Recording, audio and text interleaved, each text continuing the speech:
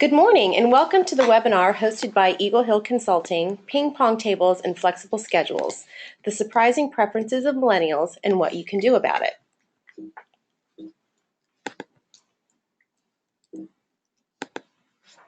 Our agenda today is logistics and introductions, a quick 3-minute review of the data. We'll run through innovative practices, give you some tips for moving forward, and then we'll take your questions. In terms of logistics, all of the attendees this morning are in listen-only mode, but we do encourage your questions. You'll see a question box on your control panel. Feel free to type in questions during the presentation. Following the review of the information, we'll read those questions aloud and respond to your questions. Following the session, you will receive an email with a link to a replay of the session, and you can also download this report and others by Eagle Hill at www.eaglehillconsulting.com. We hope you'll share this information on social media. Our Twitter handle is @WeAreEagleHill. And if you should have any audio or technical issues during the webinar, please feel free to contact GoToWebinar at 1-800-263-6317. Our first speaker today is Melissa Jezior, and she is the Eagle Hill CEO. I'll turn the program over to Melissa now. Thank you, Kelly. Hello, everyone. I'm Melissa Jezior. As Kelly said, I'm CEO of Eagle Hill. I founded Eagle Hill back in 2003 under the premise that I wanted to create a firm that broke from the large traditional consulting firms to create a smaller, more collaborative and unified firm. We've grown rapidly over the past 10 plus years and have been lucky enough to receive several workplace awards, and are also lucky enough to work with such great clients as PBS, USDA, DHS, to name just a few. I'm going to be facilitating our conversation today, and I'd love to introduce you to our two subject matter experts who will be speaking today. First and foremost, we have Kristin McNally. She's the Director of Employee Engagement at the Department of Labor. Previously, she led work life and human capital initiatives at the Bureau of Engraving and Printing, and she's now on the steering committee for the Greater Washington Work-Life Network. Adam Fernandes is a Human Capital Director at Eagle Hill and has led numerous engagements to design, communicate, and measure customized work-life programs for multiple clients. So today, we're going to do a quick review of our data that we found. Eagle Hill has been focusing on work-life and employee engagement issues for several years now because we believe that the more you focus on these issues, the more retention and less turnover that organizations see as a result. So it's worth the investment. We did an original survey in 2014 on work-life and wanted to reissue the survey with an expanded scope to figure out whether or not the trends remain the same 2 years later. So we're excited to present the data today, especially considering that October is National Work Life and Family Month. So let's get to it. I'll turn it over to Adam. Great. Thank you, Melissa. So what you see in front of you now is just a bit of background about the survey. As Melissa mentioned, in 2014, we did a survey focused only in DC, asking employees about their perceptions on work-life balance and satisfaction. So this time, we expanded that survey to be a nationwide survey. So we still have a large subset of DC there and are able to make conclusions about DC, but we were also able to compare DC to national averages and national trends. So we ran this survey in May of 2016, and we'll get into the results. So the first question that we wanted to talk about from this survey, you can see in front of you here, we asked people about how important is work-life balance to your overall satisfaction. So from 2014 to 2016, you can see that question, people actually are saying it's less important. And so this surprised us a little bit, but when we were thinking about it, what we realized was that what's probably happening here is that, back in 2014, employers really started to take notice and listen when employees were talking about the importance of work-life balance and some of the, the changes in their preferences in their lives and how employers needed to be able to accommodate that to keep employees happy. And so in the 2 years that passed from our first survey to the second one, a lot of employers really started to take that to heart. And so it's not that people care less about work-life balance, it's that a lot of organizations have done a lot of great work, and so their employees are actually thinking about it a little bit less. And you can see that trend actually held for the millennial population as well as the non-millennial population in DC. I think, Adam, I heard you describe that before as like akin to getting and receiving medicine Yeah. and feeling better. I think that's a great analogy in terms of looking at that data. Yeah. Remember, I think it was like a Supreme Court article. One of the justices compared a program to throwing your umbrella away when it's raining. Like, if it's working, why stop?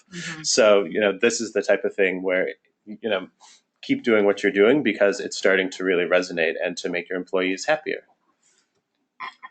So on the next page, what you'll see here is one of the questions we asked was specifically, when you think about work-life balance, what is it that's important to you? And so we gave people a variety of choices, things like financial security, number of hours worked, scheduling flexibility, physical wellness, mental wellness, commuting, ability to work from home.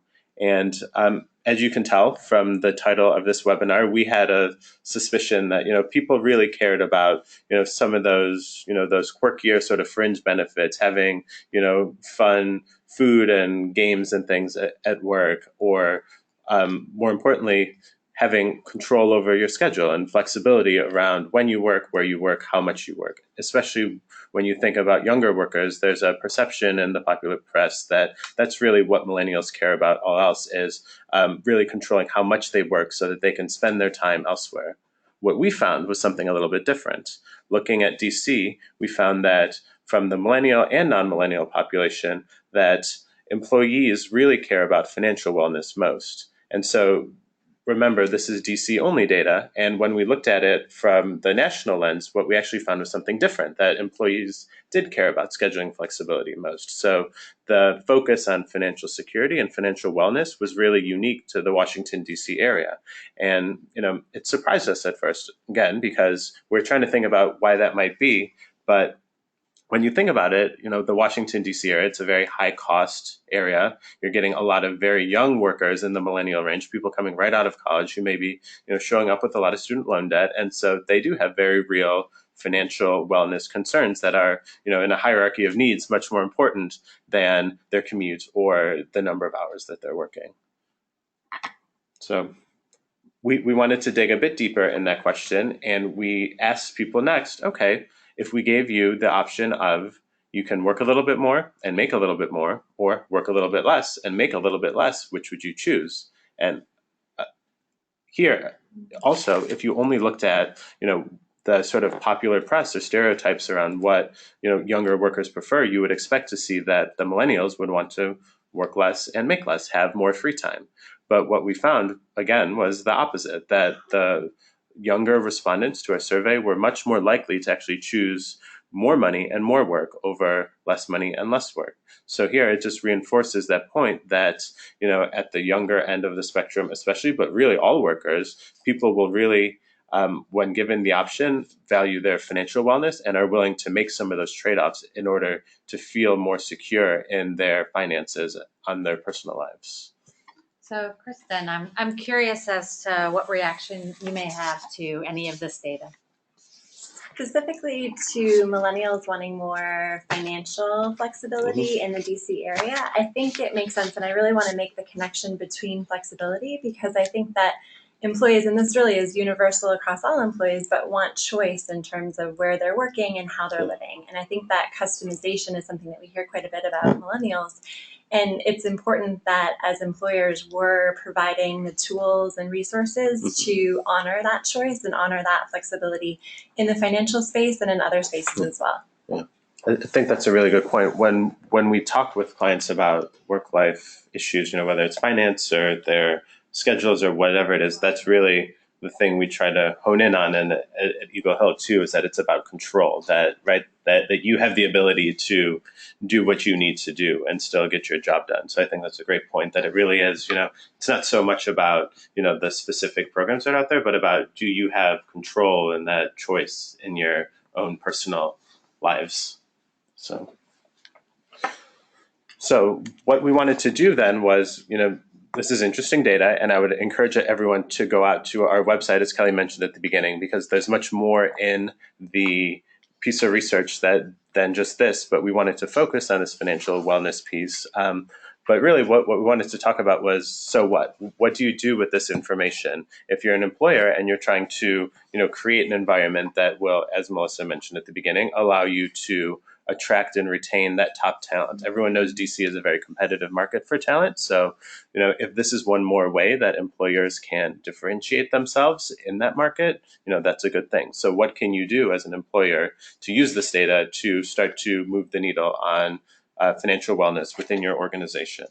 So what we thought we'd do quickly here is just talk about a couple of different types of programs that employers have traditionally offered and that leading edge employees are really starting to offer their employees. So what you see on the left, we won't spend too much time talking about these because these are sort of the table stakes type programs. A retirement program is really a basic financial wellness thing. And most agencies offer a 401k, a 403b, some sort of savings plan if you're in the public sector. And that really is an important component, as well as what we're calling traditional financial planning services. So giving people access to a financial planner or a retirement class, things like that. But those are really, as I mentioned, the sort of basic side of it. And what we're starting to see now is a lot of employers shifting towards more innovative financial wellness programs, one being student loan repayment, which we'll talk about in a bit, and the other one being what we're calling next-gen financial planning services, which is really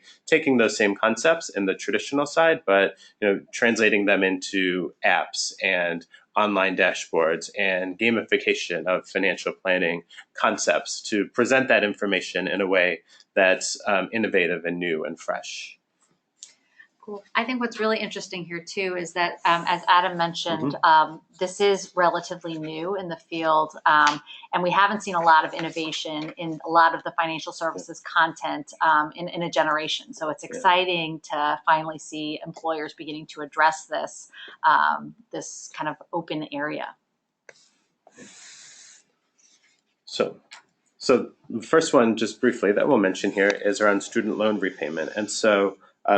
It's estimated that really only about 3% of employers offer this. So this is, again, a way that organizations can start to stand out from their competitors when you're looking at attracting and keeping your employees happy. And we've just highlighted a few organizations here that kind of have taken that to heart and have done it a little bit differently. So some offer what they call an immediate and unlimited benefit. So you get there, and as long as you're there, you keep earning that money. So Chegg is a textbook company.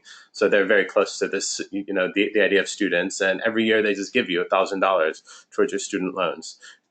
PwC, is a financial services company. And they also, they offer, once you sign up, you get in and you get $100 a month, but it's only for, I believe, 5 years versus some other organizations where you get there. And once you're there for a year or 5 years or whatever threshold they may set, you start to earn automatically some of these student loan benefits. So we see this as an emerging trend in the market. As I mentioned, the private sector, not many organizations do this.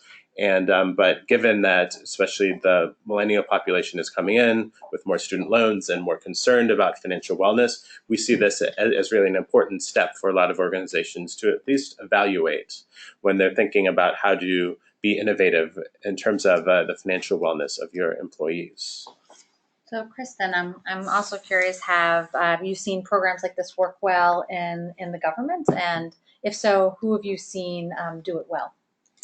Sure. So I've, especially from my involvement in the Greater Washington Work-Life Network, beyond government, it's organizations in the DC area, there's been a lot of conversations on the importance of financial wellness.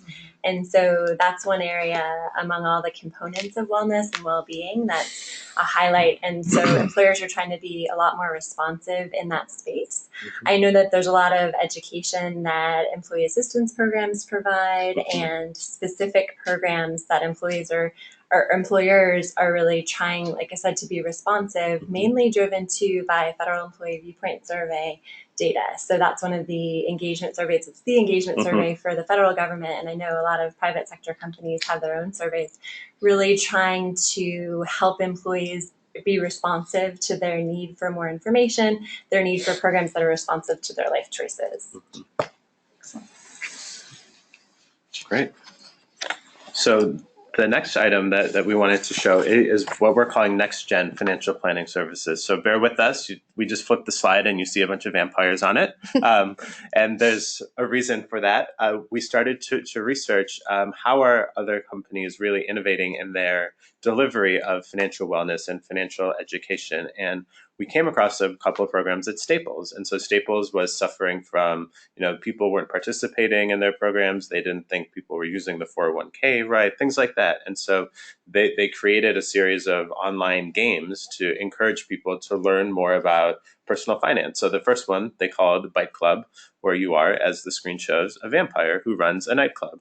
And they give you sort of different scenarios, and like any other game, you get to choose and how do you invest here versus there, how do you run the nightclub, what sorts of decisions do you make, and along the way it's embedding personal finance tips and concepts, things like that, and it gives you a report at the end. You can see part of it here where it tells you how you did with your nightclub, and then the next thing it tells you is sort of the takeaway for you as the person playing the game. So you made these choices and it translated to the game like this, but more importantly, here's how that would play out in your real life. And so, here are some other things to consider as you're planning out your retirement, your health savings, all those student loans, credit cards you can see here, how that translates from what you did in the game and the sort of fun, low risk, judgment-free environment, how that really translates back into your personal life. And so Staples rolled out Bite Club, and it was such a success that they came out with version 2.0, which is called Farm Blitz. And so now, instead of being a vampire running a nightclub, you are a cow running a farm. And, it sounds silly. We're all laughing over here, but it creates, sort of this fun way for people to really learn financial concepts. And so they've rolled it out. And this one was, focused on investments and debt. And you can see here, this is a screenshot from it. And, you run a farm and you make choices on what do you grow, how do you grow it, where do you buy, who do you sell to, things like that. And again, at the end, you get a report that tells you how you did on your farm, but then how the choices you made in your farm would translate to real life if you made those choices on your own debt planning or your own how you're paying off your credit cards or whatever it might be, to really help people understand how the choices you make will impact you over the long term. So why do you think training programs like this work so well with financial wellness concepts? I think because, like Adam said, they're fun and engaging, and I think they hit a trigger point for employees knowing that their organizations care about them. Mm-hmm. That's my main definition for engagement right now, is that if employers care about employees, guess what? They're going to care back, and they're going to do their work, and they're going to be good colleagues. They're going to help share knowledge more. So I think the real power in games like these as learning tools is the opportunity for an employer to show, we not only know you and know what we think will be engaging, but we're also trying to help you in life, not just in work. Mm-hmm. And it's going to be a powerful combination to see that integration between the two. And I think these tools are catalysts to make that happen. And so the other, next gen item that we wanted to show here in terms of financial planning and, tools that we think are innovative and useful for employers to consider are dashboards and apps and online analytics that people can subscribe to. So some people may use Mint in their own personal life. There are, souped up versions of that you can buy into and provide access to your employees. And so not only does it summarize their finances, but it gives them ready access to that information. And then it also gives them access through the tool, through the app, through the website, whatever it might be, to very personalized financial planning information based off of their own scenario. And so this is good because, a lot of our clients, a lot of organizations in DC and really everywhere have an increasingly dispersed workforce. So it's hard to just say, we're going to hold a financial planning seminar in this conference room when 90% of your workforce physically cannot attend. So having things like this dashboard you see here, or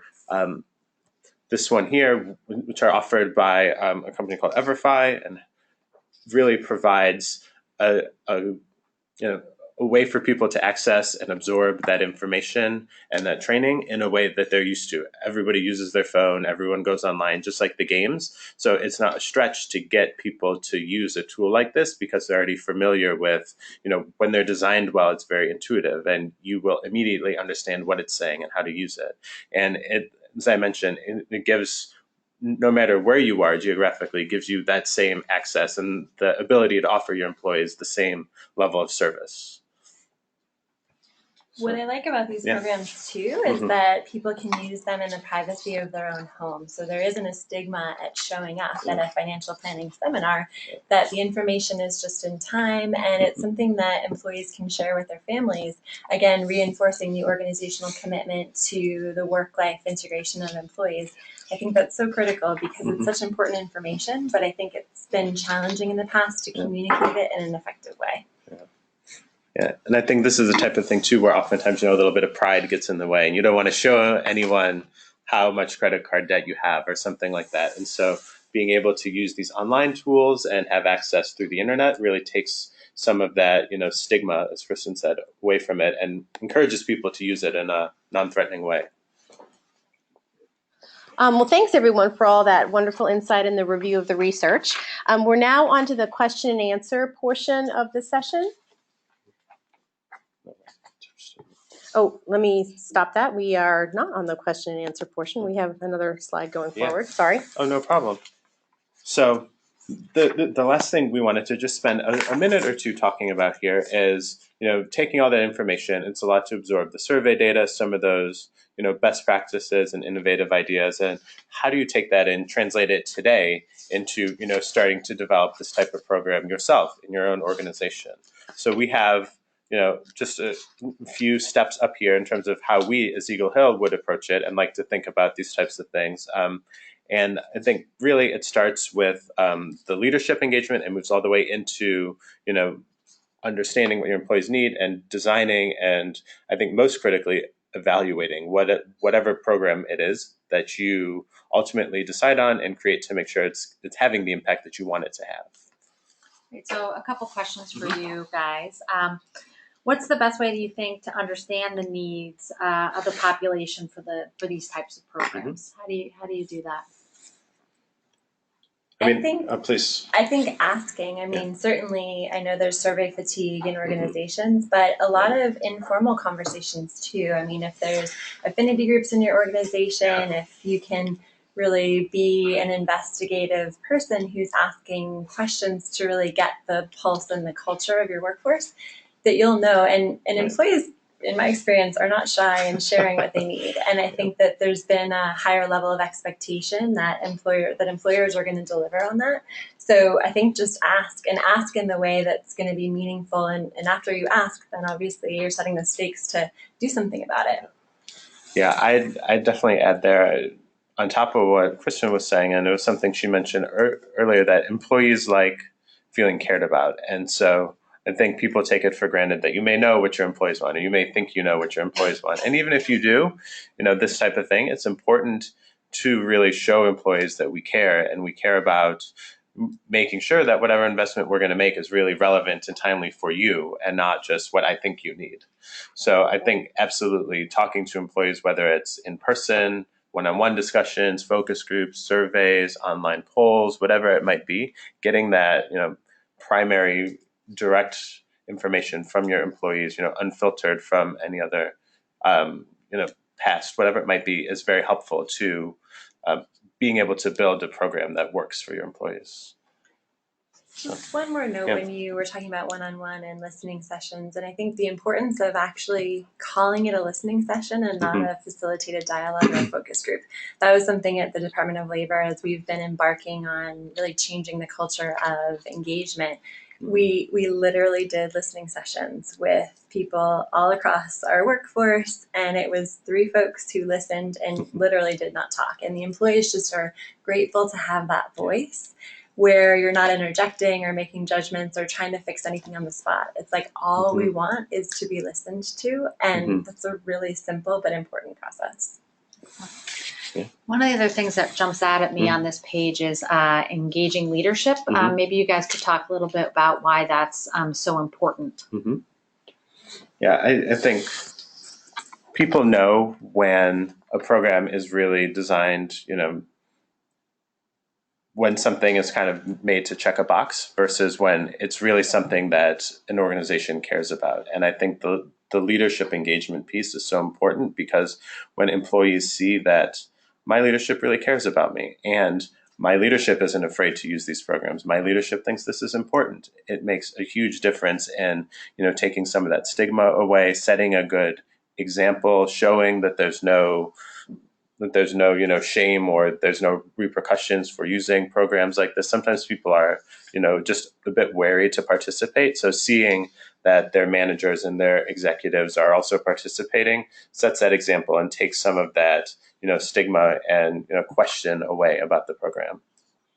And I think on that participation, making sure that when leaders come to kick off a session, perhaps a learning session on a particular topic, that they don't just check the box, like Adam said, by introducing and then leaving, that their important work is staying in that entire training session. The impact of that, I mean, I've heard it since I've been at DOL just for the past month, that when the secretary comes and actually participates as an employee in these sessions, it's just incredible. And he has said, I don't know how I could have spent that hour better than being with employees learning the same things. And so I think being a part of the solution versus just setting the vision and direction speaks volumes. So my last question about this is, do either of you have some thoughts on how maybe some of our listeners could evaluate these type of programs that might either already be in place or that if you were to stand up, how you'd measure its success? Yeah, I do. I think this is always the challenge for any wellness or work-life program. There's a whole field of research around this, and it's often hard to measure return on investment for wellness programs. I think an important piece to look at is participation, is satisfaction, is feedback from employees. But it's the topic for a different webinar, but there's a whole field out there about moving from an ROI, a return on investment, to a value of investment in wellness, which really focuses on, how do employees value that program? How do employees feel that that program is creating a better work environment? Because it can often be hard to quantify the impact on the workforce, but it's definitely something that research and practice and common sense have really shown that even if it's hard to quantify, there really is a value and a return to employers. So it's just understanding that it might not be an immediate, we kept 3 people here because we had a student loan program, but that to the point we've all been, I think, reinforcing here, we've improved the culture pretty significantly in this organization, and everyone is happier. And there are so many ways that everybody is happier and more satisfied impacts the organization positively that are often hard to quantify or get lost in a simple ROI calculation. I think that's a really good point. And I think when I was at the Bureau of Engraving and Printing, what the approach we took for our culture change initiatives were really focusing on becoming a world-class organization, and that takes time. And that the metrics should be a barometer of progress, but not the driver for the progress.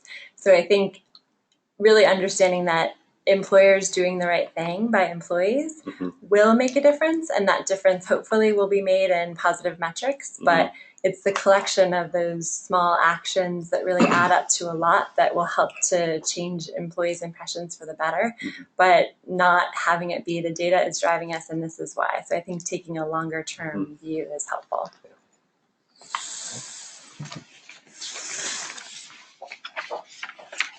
So then one more little slide here, and then we'll open it up to questions. But we just wanted to leave everyone with 4 tips for improving participation. We talked about what you can offer in terms of potential services and programs. We talked about how to decide which one's right for you and your organization. And now finally, once you make that commitment, how do you get people to participate? Because any wellness program and financial programs, as we've talked about here specifically, are often, it's hard to get people to participate in them, even if we know or think that they're the right programs for the workforce. So we have just a few tips here on how to really get people into the program so that they start to experience some of those benefits.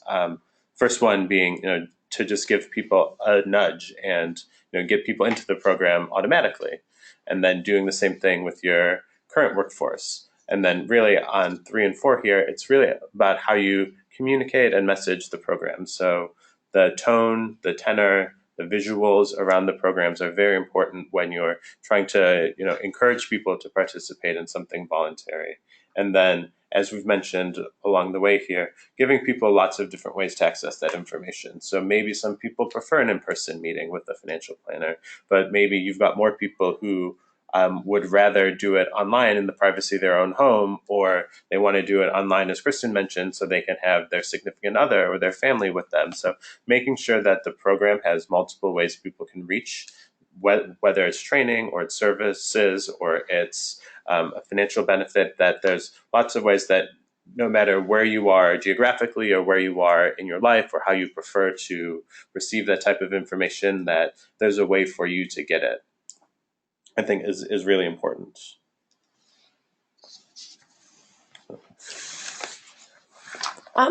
Thanks, everyone. And now we're on to the Q&A portion of the session today. So if you have questions, we certainly encourage those. You can type a question into the question box. I will read it aloud, and then Melissa, Adam, or Kristin can respond to that. So it looks like we already have one question in the queue, and I'll read that aloud so that everyone can hear that. Do you have recommendations for vendors for the financial data apps dashboard similar to Mint? Yeah. So the ones you saw there were 3 companies that kind of popped up a lot in our research.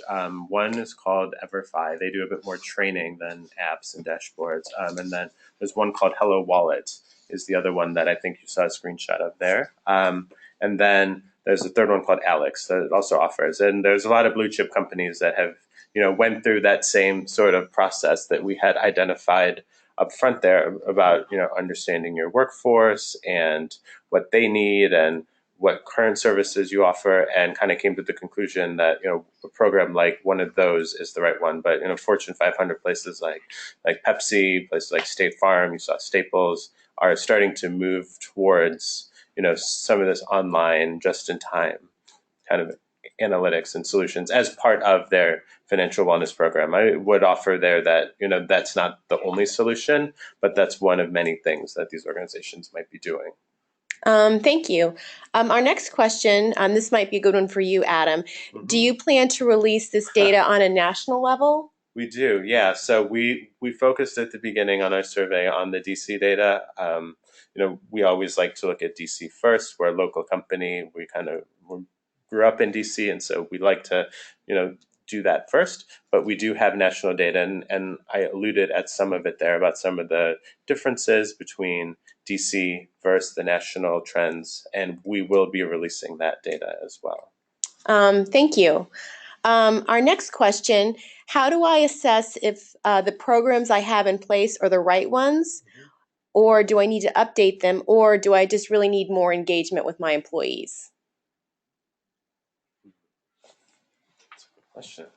I can jump in on that. So I think utilization data is really critical in terms of participation on certain webinars, in-person events, things like that. And really comparing that kind of data and that interest to federal employee viewpoint survey results, other engagement data, there's no lack of metrics involved in the engagement space. So I think looking at the sources of information, and then importantly, I think start pilots in your organization to kind of see what takes and what might need more fine tuning. That's an easier approach from the leadership angle too, to get support for programs, is to try it first.